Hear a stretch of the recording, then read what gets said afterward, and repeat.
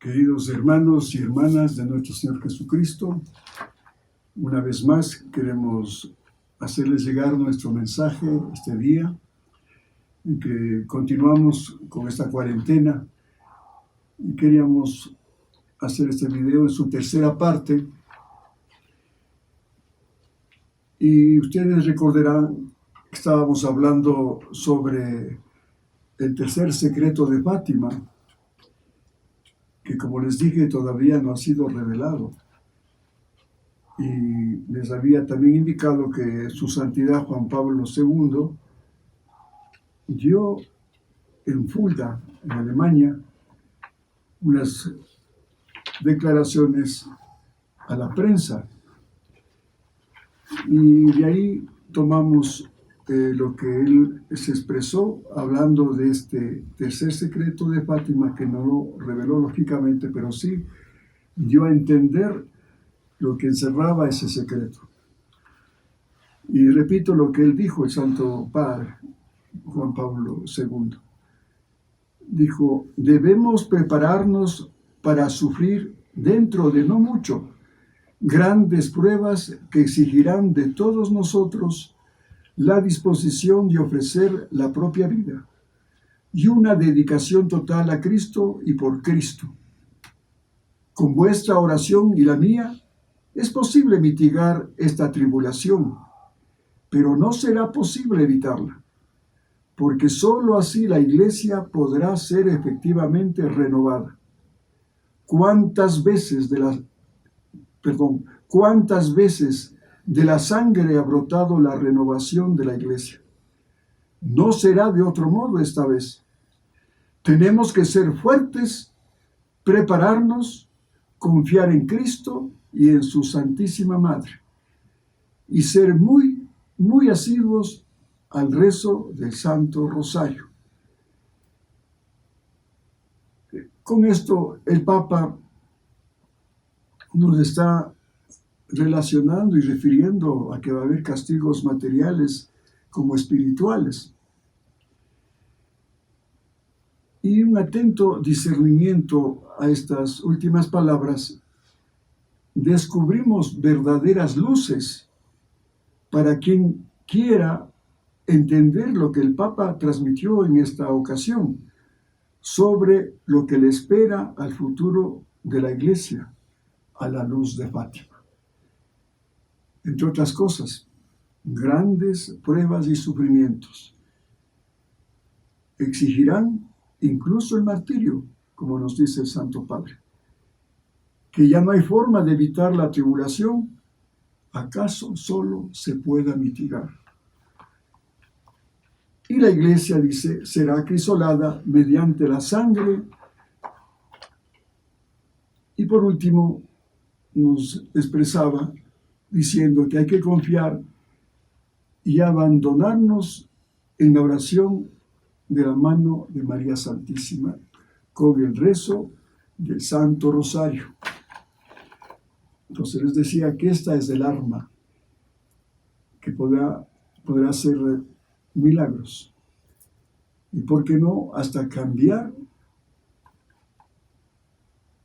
el secreto en sí, cuanto nosotros también nos convirtamos, hagamos la voluntad de Dios, y con el rezo del Santo Rosario podríamos mitigar el contenido que encierra este secreto. Y también les había indicado que también tenemos otra arma, que es vivir la divina voluntad. Porque estando unidos con Cristo, viviendo su divino querer, nos vamos a constituir en unos importantes pararrayos para que esto se mitigue o inclusive desaparezca. Pero para esto se requiere vivir del todo en la voluntad de Dios. No a medias ni a intervalos, porque para vivir la vida de divina voluntad debe ser una actuación continua de lo que realizamos. Cada acto hacerlo con Él, no una vez y otra vez no. Eso sería una vida intermitente. Yo digo, ¿qué pasaría si el corazón dejara de latir por un tiempo? Pues nos moriríamos. Entonces, eso, comparando con los actos en la divina voluntad, debe ser continuo para que ese querer divino vaya latiendo, haciendo referencia al corazón, y así formar una vida. Bueno, ahora para continuar con lo que estábamos hablando ese día, con los escritos de Luisa Picarreta, vamos a continuar con las lecturas que quedaron pendientes, sobre todo para poner en ustedes una esperanza a todo lo que estamos viviendo actualmente. Y vamos a hablar sobre la protección que tendrán las personas y los lugares para aquellas personas que vivan la divina voluntad. Y lo vamos a tomar del volumen 11, de 18 de mayo de 1915, lo que contiene este escrito.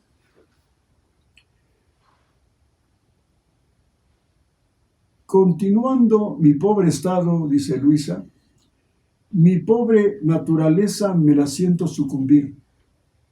Me encuentro en estado de violencia continua. Quiero hacer violencia a mi amable Jesús, y él, para no hacerse violentar más, se esconde. Y cuando luego ve que no estoy en acto de hacerle violencia, pues permanece oculto.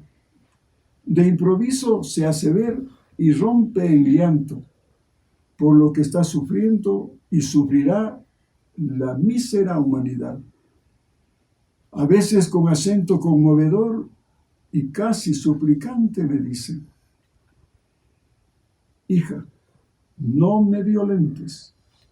Ya mi estado es violento por sí solo, por causa de los graves males que sufren y sufrirán las criaturas, pero debo dar los derechos a la justicia. Entonces aquí estamos viendo cómo Jesús nos dice que vamos a sufrir porque Dios va a aplicar sus derechos de justicia.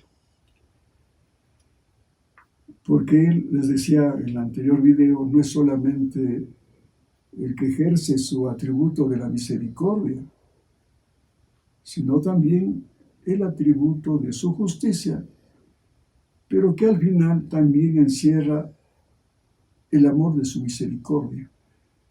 Porque si hay alguna purificación, alguna prueba, ese castigo no es un castigo punitivo, como tal vez humanamente hacemos nosotros cuando castigamos a veces por venganza, con ira. No, Él lo hace con amor, porque quiere que nosotros cambiemos. Y por eso dice la palabra de Dios también, Dios no quiere la muerte del malvado, sino que se convierta y viva para siempre. Y continúa la lectura cuando dice Luisa: y al decirme esto llora, y yo lloro junto con él. Y muchas veces parece que transformándose todo en mí, llora por medio de mis ojos. ¿Cómo estaría contemplando Luisa ese llanto de Jesús? Si a nosotros humanamente nos enternece ver a un niño, un una mujer, una madre, a una pobre que llora su desgracia, cómo nos conduele, cómo nos aflige ver que una criatura llore, a un niño que pasa hambre y llora porque no tiene que comer, a una madre que ha perdido a su hijo en un accidente, en un crimen, qué sé yo. ¿Cómo llora esa madre porque ha perdido a su hijo? ¿Cómo será contemplar a Jesús, a un Dios llorando con lágrimas humanas por el dolor que le causamos por el pecado? Por eso ella misma dice, Luisa, que le acompañaba en el llanto. Yo lloro con él, dice. Y muchas veces parece que transformándose todo en mí, llora por medio de mis ojos. Continúa, Luisa dice, y por mi mente pasan todas las tragedias, las carnes humanas mutiladas, los ríos de sangre, los pueblos destruidos, las iglesias profanadas que Jesús me ha hecho ver desde hace tantos años. Miren esta expresión que manifiesta Luisa, cómo le hace ver Jesús a las iglesias profanadas. ¿Cuántas profanaciones hemos visto últimamente? Como les decía, en China, cuánta destrucción de iglesias católicas.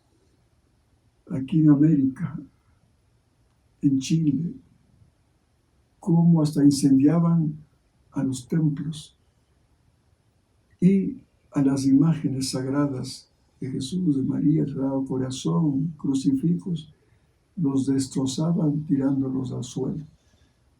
¡Qué dolor! Y no se diga también en Francia o en algunos países. Y continúa la lectura. Mi pobre corazón está lacerado por el dolor. Ahora me lo siento contorsionar por los espasmos. Ahora helar. Y mientras todo esto sufro, y oigo la voz de Jesús que me dice, ¿cómo me duele? ¿Cómo me duele? Y se pone a llorar. Pero ¿quién puede decirlo todo? Entonces, estando en este estado, mi dulce Jesús, para quitar de alguna manera mis temores, me dice, hija mía, ánimo. Es cierto que grande será la tragedia, pero debes saber que tendré cuidado de las almas y de los lugares donde haya almas que vivan en mi querer.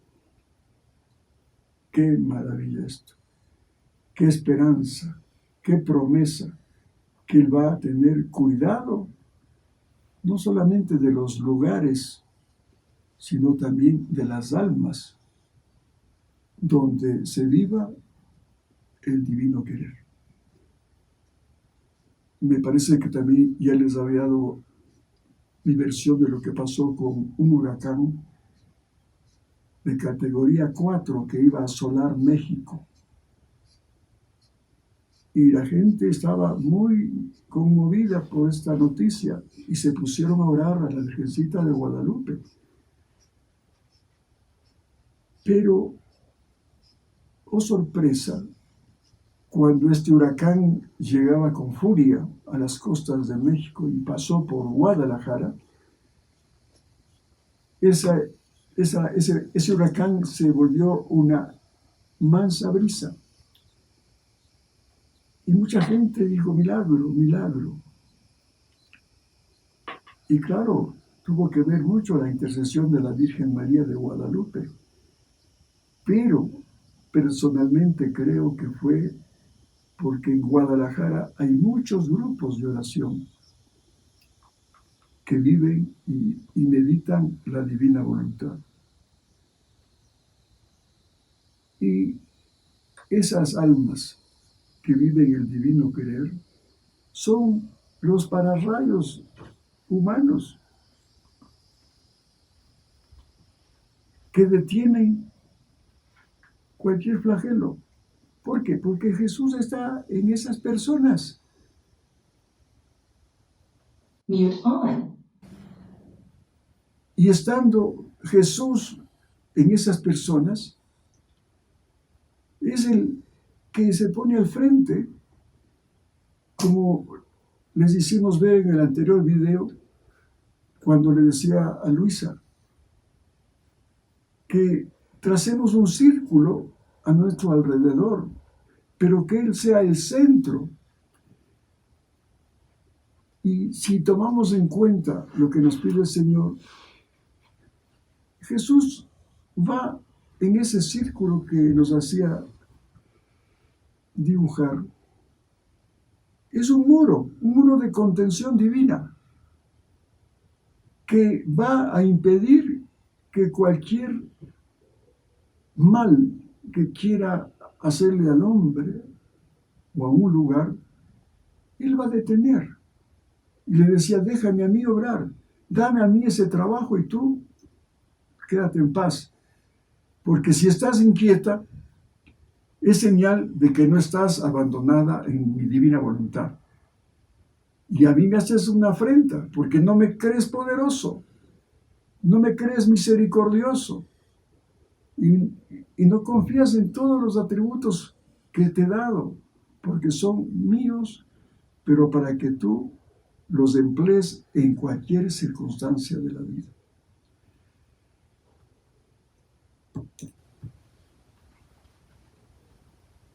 También les decía lo que tuve una experiencia en Panamá con una vidente de Costa Rica,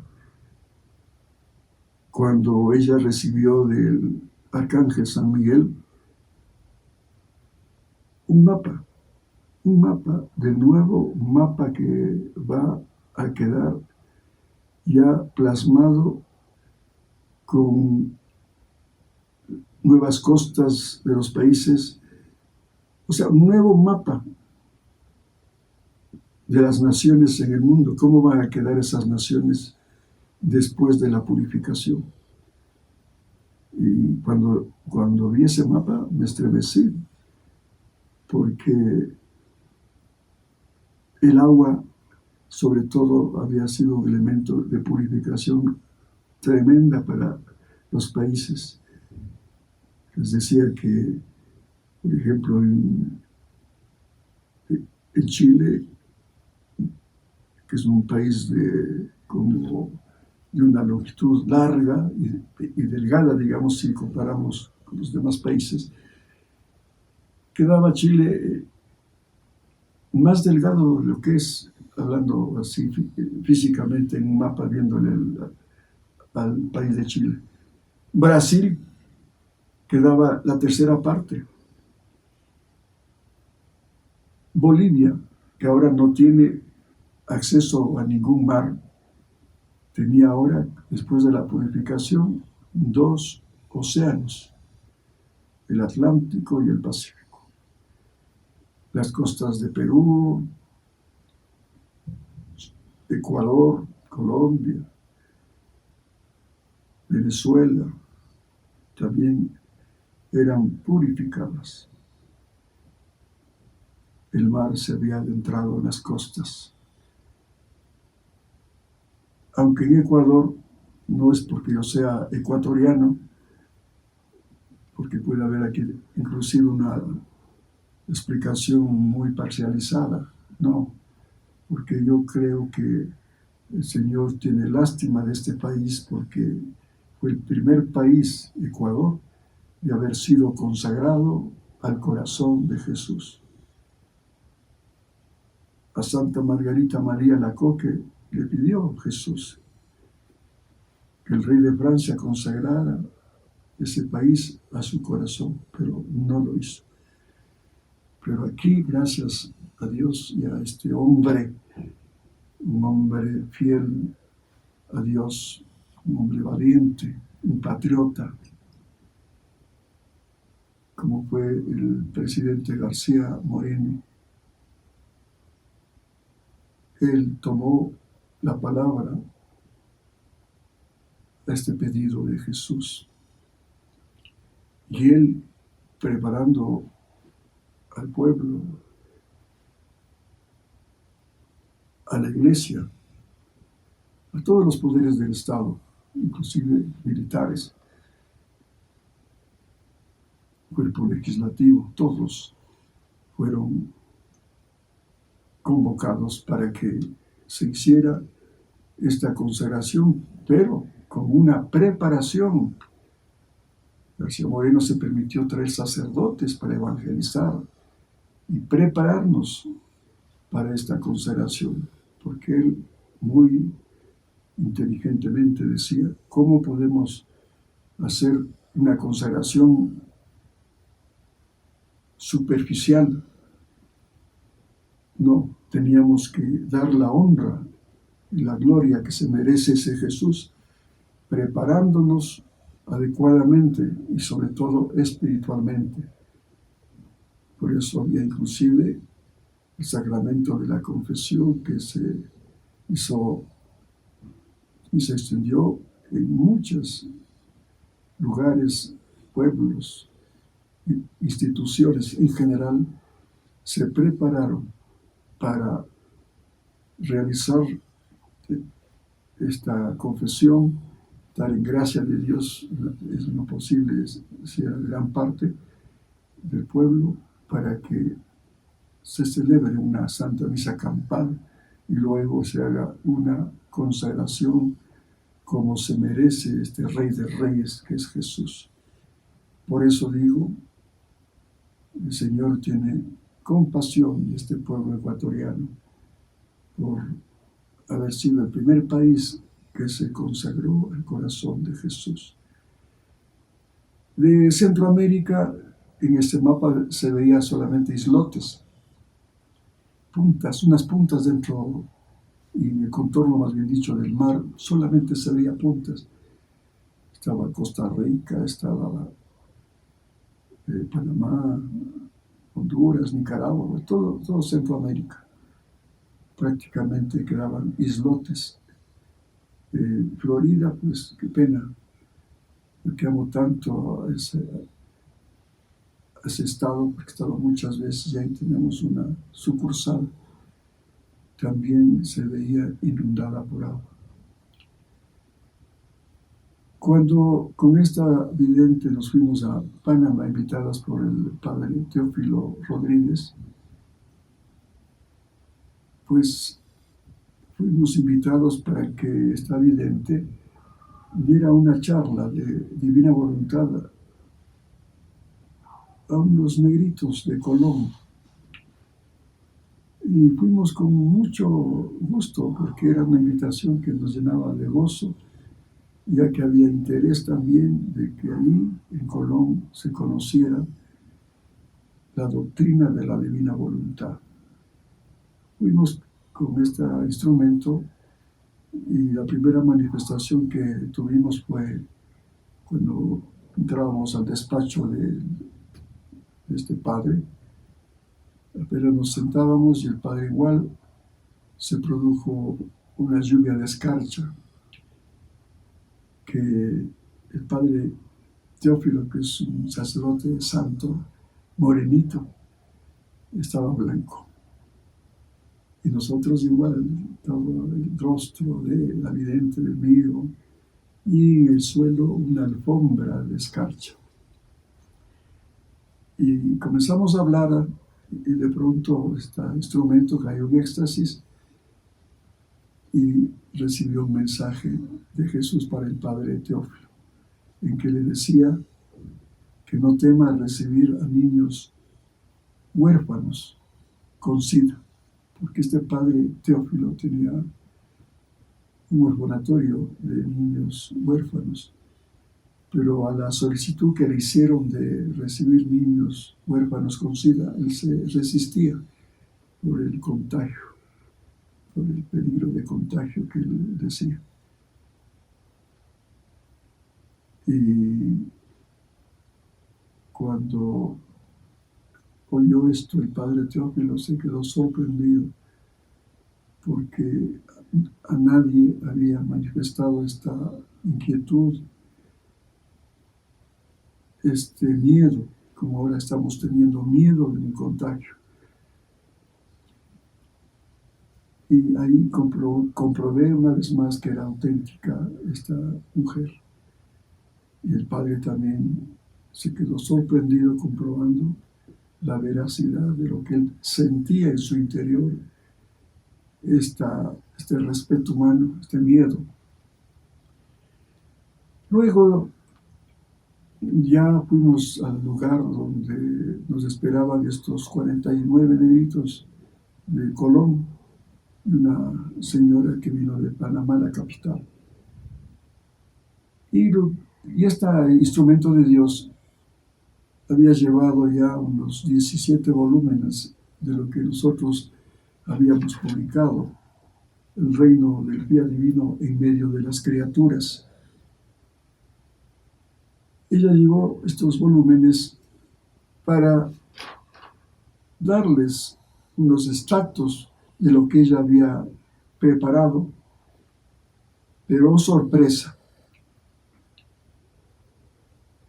a poco tiempo de que comenzó a leer uno de los libros, esta mujer recibió la infusión, diría yo, del Espíritu Santo. La presencia del Espíritu Santo estuvo en ella. Y comenzó a hablar ya sin los libros, sino el mismo Espíritu de Dios estaba hablando en ella, con un lenguaje sencillísimo, para que comprendan sus hijos. Esta gente pobre, ignorante, si se quiere, porque la gente humilde, de raza negra,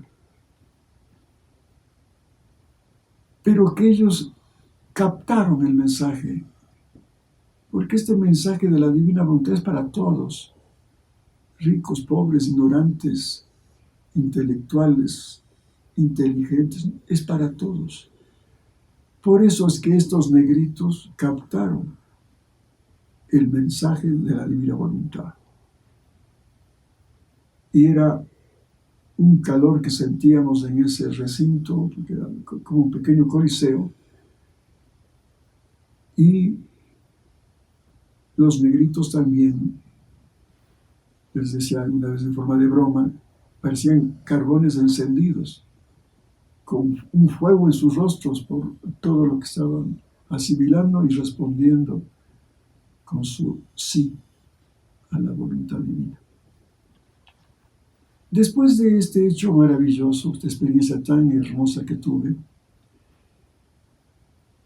al siguiente día nos invitó un sacerdote, y ahí amigo del padre Teófilo, a que concurriéramos a un oratorio que tenía en una choza, en una colina, ahí en Colón, una colina elevada. Subimos esa colina y fuimos al oratorio, un hermoso oratorio, donde estaba el Santísimo. Ahí el Padre contemplaba, oraba, hacía meditación, y era hermoso ver que en esa punta se podía estar cerca del cielo, diría, ver todo ese panorama de los valles, de esa Panamá tan linda que es. Y una vez que conversamos algo, nos llevó a un ventanal amplio que tenía en su oratorio y nos dice: vean, les cuento que aunque yo no soy vidente, pero una vez que estaba orando aquí al Santísimo, oí algo y salí, abrí las cortinas de la ventana y vi cómo el mar inundaba las costas, inundaba las tierras de Panamá, pero que esas aguas no llegaban a inundar esta colina donde estaba este oratorio. Cuando nos contó esto, nos quedamos viendo en silencio con esta vidente, porque ambos éramos testigos de ese mapa que había enviado San Miguel Arcángel, haciéndonos conocer cómo sería el nuevo mapa geográfico del mundo. Al otro día teníamos que ir a Costa Rica, la tierra de esta vidente, y cuando íbamos en el avión, estábamos en medio vuelo, estaba al lado de la vidente, cae en éxtasis esta vidente y el Señor le habla y le dice estas palabras: hija, por haber aceptado mis hijos, mi divina voluntad, ya Panamá no me es indiferente. Fue todo lo que dijo, pero mucho, porque después, hablando ya en el resto del viaje, meditábamos de que lo que hace la divina voluntad en aquellos hijos que aceptan su divino querer como plan de vida, el Señor hace milagros. Y efectivamente, este milagro era de que no iba a ser purificada Panamá, como estaba ya profetizado en ese mapa que nos trajo San Miguel Arcángel.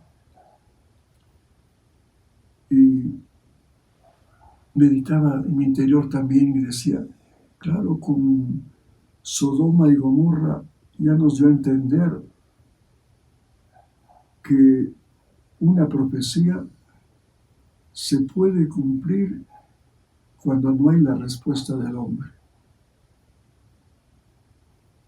Por eso digo que toda profecía que da el Señor está condicionada a la respuesta del hombre. Recordarán lo de Nínive, cómo le mandó al profeta Jonás a anunciar de que el Señor iba a castigar a Nínive con fuego. Pero Jonás, como era israelita, Nínive era un pueblo enemigo de Israel, pues no quiso hacer la voluntad de Dios. Y usted ya sabe la historia, cómo él, en vez de dirigirse a Nínive, se fue por otro lado y ahí hubo problemas en su viaje. En la nave que se embarcó comenzó a agitarse el mar y tuvieron que botarle al mar, pidiendo al mismo Jonás que él era el causante de todo lo que estaba pasando en esa nave. Y cuando ya pues, fue tragado por la ballena, ustedes saben que fue botado a la orilla y él, ahora sí, ya viendo que le había ofendido a Dios por no haber hecho su voluntad, se dirigió a Nínive a cumplir su misión. Y cuando llegó a Nínive, pues anunció esta profecía, este castigo que iba a suscitarse en Nínive. El rey dio un decreto para que todo el pueblo, incluido hasta los animales, dice la palabra de Dios, pues hagan sacrificios, penitencias, y a su pueblo a pedirle una conversión para que no venga ese castigo. Y por eso, viendo el cambio de la gente, cambio del pueblo de Nínive, no cayó fuego. Entonces, lo mismo, si estaba profetizado de que Centroamérica va a ser purificado con el agua. Si hay en Panamá estas poquitas personas que dijeron sí al Señor, pues no iba o no va a haber la purificación como está profetizado según este mapa que nos trajo San Miguel. Entonces, esto quería manifestarles a raíz de esta lectura, cuando estamos leyendo de que los lugares y los habitantes que vivan el divino querer, esos lugares y esos habitantes tendrán una protección especial. Entonces, qué bueno, por ejemplo, que aquí en Ecuador, en otros países, que escuchen este mensaje y este testimonio, nos acerquemos a meditar estos escritos que han sido precisamente dados para este final de los tiempos. Porque aquí está el verdadero tesoro que nos ayuda no solamente a satisfacer todas nuestras inquietudes, necesidades espirituales, inclusive materiales, sino sobre todo a un crecimiento espiritual para que volvamos a ser imágenes y semejanzas a Dios, como fue el plan original que Yahvé tuvo para el primer hombre, la creación del primer hombre en Adán. Ustedes saben cómo está en el Génesis detallado.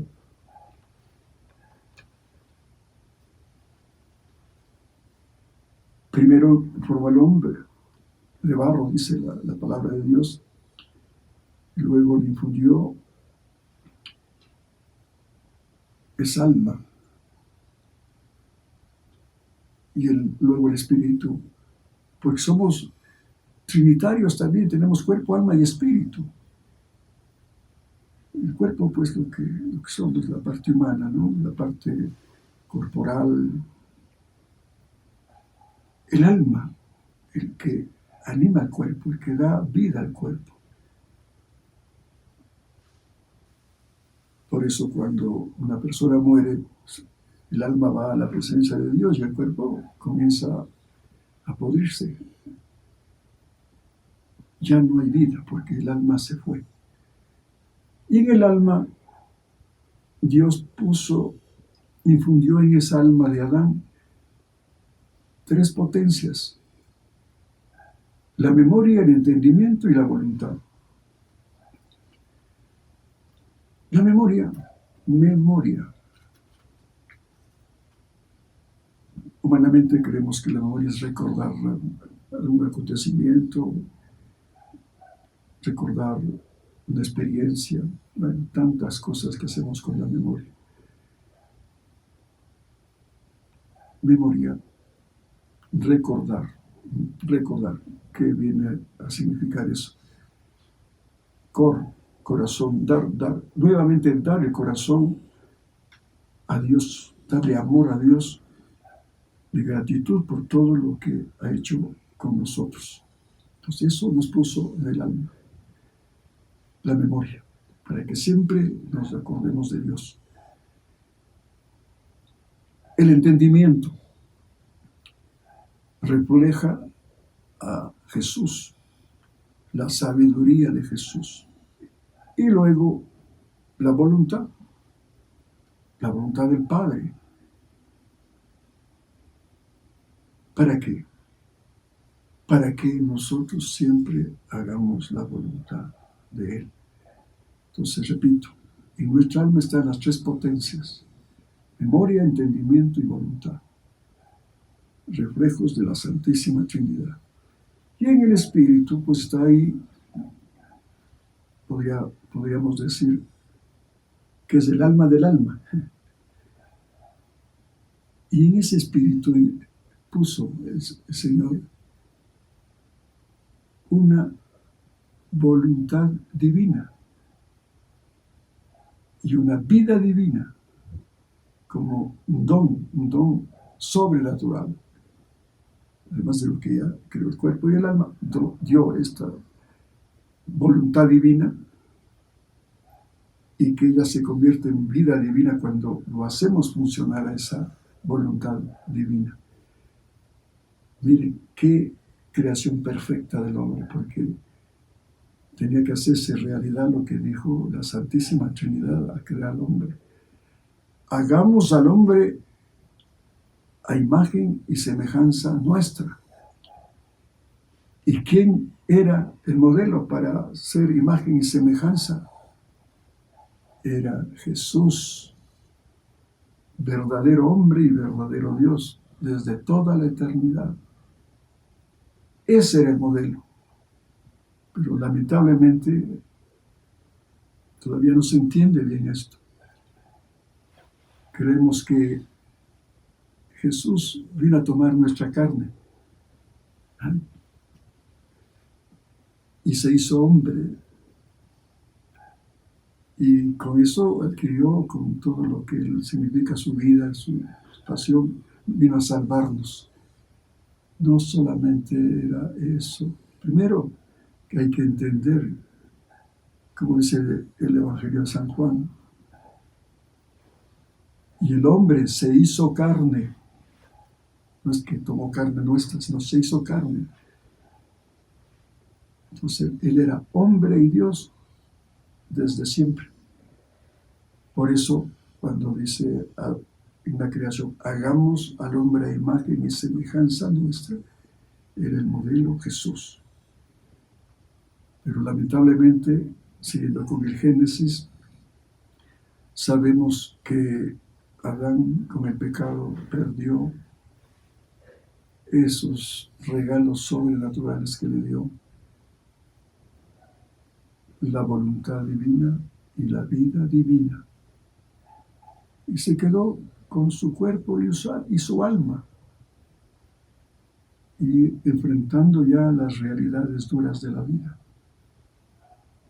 porque ya no tenía esos atributos maravillosos que los había perdido miserablemente por el pecado.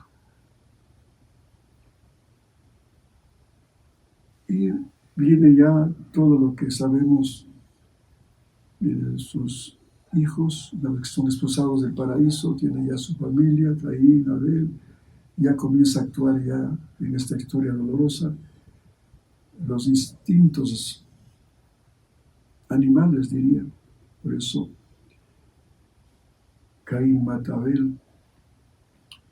Bueno, sería largo pues hacer toda una síntesis de toda la historia, ¿no? Pero volviendo al tema que estamos tratando ahora, les decía que solamente cuando leamos estos escritos iremos comprendiendo, cuando leamos estas verdades, iremos comprendiendo cuál es el plan de Dios. Porque nosotros igual, cuando hemos nacido, hemos venido con el pecado original, y por eso es que el bautismo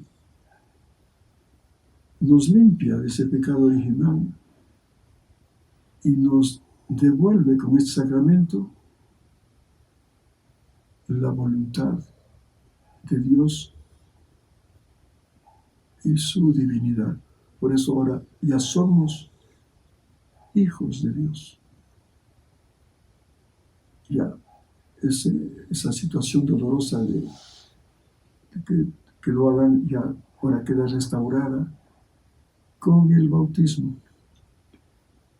Pero, ¿qué pasa? Nos bautizamos y ojalá ese bautismo sea realizado con conciencia y no se haga de eso una fiesta social como se acostumbra ahora. Se escoge padrinos que tengan posibilidades económicas o alguna influencia para sacar provecho del padrinazgo, entre comillas. No, lo que se requiere es que, además de los padres propios, sean padrinos cristianos que velen por la formación cristiana de ese ahijado. Pero qué pena que esto en la realidad, que esto no se haga realidad. Entonces, nos bautizamos, hasta por eso nos ponen vestido blanco, pero después ese vestido blanco lo vamos manchando a medida que pasan nuestros años. Y qué pena es la realidad, inclusive nosotros, los que nos decimos católicos, nos hemos vuelto con el tiempo grandes paganos pecadores. Y ya se fue la vida divina,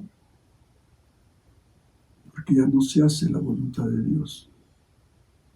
Entonces por eso estamos como estamos. Porque no ha habido un seguimiento. Eso, qué lindo sería que nosotros ya conocemos esto, estas verdades de la divina voluntad, formar a los niños desde pequeños con estas verdades. Se los puede explicar en forma infantil. He visto en México que hay un programa hermoso de formación cristiana y en divina voluntad, para que los niños ya vayan aprendiendo lo que es hacer y vivir la voluntad de Dios. Y hay unos testimonios maravillosos. Entonces, solamente así, esa plantita, que es ese niño, puede crecer rectamente y cristianamente. Porque ya después se hace muy difícil. Para mí mismo fue muy difícil comprender estas verdades. Claro, porque venía arrastrando toda una serie de limitaciones, de mala formación. Yo, como ingeniero, embebido solamente en las matemáticas, en la física y sobre todo en el deseo de hacer dinero para cubrir mi pobreza humana, que no tenía recursos. Y luego que cuando ya el Señor permitió tener recursos con mi profesión de ingeniero, siempre me encontraba vacío. Porque, hermanos y hermanas, el dinero nunca te puede hacer feliz. Tenlo por seguro. Más bien te lleva a un estrés permanente. Y eso me pasó a mí. Por ser muy ambicioso, trabajaba 16, 18 horas, 4, 3 trabajos por ahí, por aquí, por allá, por hacer dinero. Y qué experiencia más dolorosa. Abandonaba mi casa, yo que tenía una niñita muy querida, que era María Elena, por hacer plata. Abandonaba mi hogar y me iba a la costa, al oriente ecuatoriano, a hacer trabajos. Y me pasó factura la vida así. En un viaje que estuve lejos de algún tiempo, y cuando regresé mi hijita estaba muy enferma. Y a pesar de que hicimos todo lo posible para que se sane, no fue posible porque ella murió en mis brazos. Eso es la paga del hombre ambicioso que descuida a su familia. Pero gracias a Dios después ya, cuando me enfermé por el demasiado estrés, ¿qué hice? Sino buscar una salida médica y nadie me curaba, nadie. Gastaba porque tenía dinero en grandes sumas de dinero, precisamente por adquirir los mejores médicos, las mejores medicinas. Me traía medicamentos de Francia porque tenía unas jaquecas que me tiraba a morir. Y nada me curaba. Hasta que, bendito Dios, me hablaron de un padre, un sacerdote español que invitaba a unos cursos de autorrealización y controlar el estrés. ¿Cómo controlar el estrés? Como era mi vida muy acudían ya. Y ahí este sacerdote comenzó a hablarme en su curso de Dios. Yo, ignorante, yo solamente sabía de números y de signos, del signo dólar. Y ahí comencé a enamorarme de Jesús, de su palabra.